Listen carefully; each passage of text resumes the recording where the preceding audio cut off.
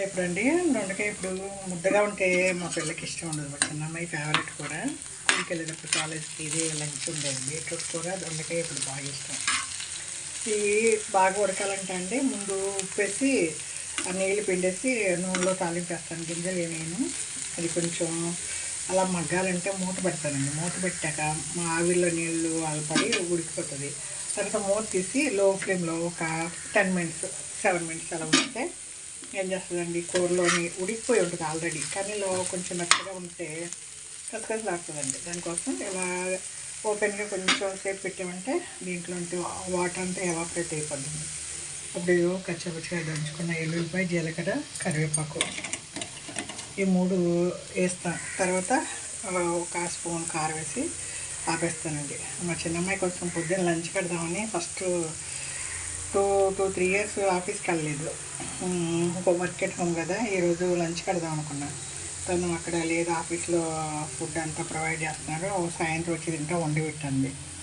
సరే అండి, మేము ములక్కాయ పులుసు వండేసాను. బుడ్డాడికి ముద్దపప్పు వండాను. నేను తినేసాను అండి. సరే సాయంత్రం వచ్చి తను తింటుందిలే అనేసి దొండకాయలు పొయ్యి మీద తీసాను. ఛాన్స్ అయిపోయిందండి, 10 నిమిషాలు పైన అయిపోయింది. ఇంకా మగ్గుతుంది, క్రిస్పీగా కావాలంటుందని తను ఇలా ఓపెన్ చేసి మూత తీసి లిడ్ తీసి పెట్టి పక్కన పెడతానండి. లిడ్ పక్కన పెట్టి ఇలా కొంచెం బ్రౌన్ వచ్చాక ఈ ఎల్లిపాయ, జీలకర్ర, కరివేపాకు వేస్తాను. బాగా గమగమలాడుతుంది, ఇల్లంతా మంచి సువాసన వస్తుంది. లైట్ కారం వేస్తానండి. కారం వేసి లో ఫ్లేమ్ మీద 1/2 మినిట్ ఉంచి ఆపేస్తా. మీరు కూడా దొండకాయ కూర ముద్దగా లేకుండా క్రిస్పీగా కావాలంటే ఇలా సగం ఉడికాక మూత తీసి పెట్టారంటే చక్కగా నీరంతా ఆవిరైపోయి పొడి పొడిలాడుతూ ఉంటుంది. ఇది వెస్ట్ గోదావరి అమ్మమ్మ వంటల వీడియో అండి.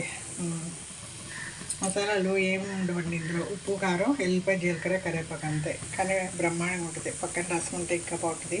ఉట్టన్నం అన్నంలో ఈ కూర అండి అన్నం కలిపి నేను ఏం చేస్తాను, మా చిన్నమ్మాయికి ఒక్కదానికే కాబట్టి అంత అన్నం ముక్కలు వేసేసి తిప్పేసి తినేస్తుంది. లేదు స్కూల్ కన్నా కాలేజ్ కన్నా దాంట్లో అన్నం వేసి తిప్పేసి అలాగే కట్టేస్తే ఇంకా కారంగా బాగుంటుంది. ఇంకెవరన్నా షేర్ చేసుకునేది ఉంటే వాళ్ళు కొంచెం తీసుకుంటారు, తనకి ఇచ్చేస్తాం మొత్తం. తనకు అంత ఇష్టం. ఈరోజు సాయంత్రం తను వచ్చి ఆఫీస్కి వెళ్ళి వచ్చింది, తింటుంది అనేసి కూర వండుకున్నాం. ఇది వెస్ట్ గోదావరి అమ్మమ్మ వంటల వీడియో అండి. పిల్లల్ని చూడటం అలవాటు తప్పిపోయింది కదండి. ఫుల్ డే సర్కస్ చేపించేసాడు. నాకు పెద్ద వాకింగ్ అటు పరిగెట్టి ఇటు పరిగెట్టి 2 సార్లు తిన్నాడు. ఏదో బ్రేక్ఫాస్ట్ ఫ్రూట్స్ అవి పెట్టే పడుకున్నాడు. ఈ లోపునే భోంచేసి మిగతా పనులు చేస్తారండి. సాయంత్రం అమ్మ వచ్చేదానికి మధ్యలో ఒక పప్పు పెట్టారంటే మళ్ళీ కాసేపు ఆడుకుంటాడు. సాయంత్రం ఏమైనా ఫ్రూట్ ఏమైనా తినిపించారంటే వాళ్ళ అమ్మ వచ్చేస్తుంది. ఇదే అండి, మనం క్రీచ్లో అక్కడ వదలొచ్చండి. చిన్నపిల్లలు ఏదంటే అది నోట్లో పెట్టుకుంటారు. వాళ్ళు 10 మంది పిల్లల మధ్యన మన పిల్లల్ని బాగా చూస్తారో లేదు తెలియట్లేదు. ఆఫీసులో క్రీచ్లు ఉన్నాయి, తీసుకెళ్తాను అంది. వద్దు ఇబ్బంది ఏం లేదు. 2-3 ఇయర్స్ చూస్తే వాళ్ళే స్కూల్కి వెళ్ళిపోతారు. అది కూడా వారంలో 2 రోజులు అండి. రోజు ఆఫీస్కి ఏమి రామంటలేదు, వారంలో 2-3 రోజులు రామంటున్నారు. సరే అండి, మన పిల్లల్ని భద్రంగా చూసుకుందామని నేనే పెట్టుకుంటున్నాను. క్రీచ్కి వెళ్తా అండి. అందరి పిల్లల మధ్యలో మన పిల్లలు ఏం చేస్తున్నారో తెలియదు. మా పెద్ద అమ్మాయి స్కూల్కి వెళ్తే ఎల్కేజీలో 30 మంది ఉన్నారు పిల్లలు. ఒకరోజు నేను మధ్యాహ్నం హాఫ్ డే ఉండేది, వెళ్ళేసరికి ఏడుస్తుంది, చెవులోంచి బ్లడ్ వస్తుంది. ఏంటనంటే ఎవరో అమ్మాయి చెవిలో చంపినీసి పెట్టి చెవిలో పొడిసింది అంటుంది. ఆ మిస్కి చెప్పాను, పిల్ల ఏడుస్తుంటే ఎందుకు పట్టించుకోవట్లేదు మీరంటే, ఆ పిల్లలు ఎంతమందిని ఎలా పట్టించుకుంటాము, ఆ పిల్ల అంటే బ్లడ్ వస్తుంది చూడలేదా మీరంటే, చూడలేదు కొట్టుకున్నారు అనుకుంటున్నాను అంది. నేను ఇంకా ఏం చేస్తానండి, హాస్పిటల్ తీసుకెళ్ళి చెవు అంతా చూపిస్తే ఏదో పెన్సిల్ పెట్టి పొడిచినట్టున్నట్టుంది, ఏదో డ్రాప్స్ ఇచ్చారు. అదే అండి, పిల్లల్ని 10 మంది దగ్గర వదిలినప్పుడు జాగ్రత్తగా ఉండాలి.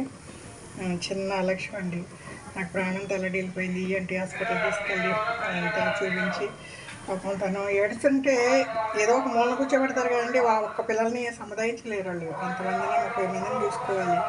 ఎందుకు ఏడుస్తున్నారో కూడా గమనించలేదు. నేను వెళ్ళి చెవు చూసాను, చెవులోంచి బ్లడ్ వస్తుంది.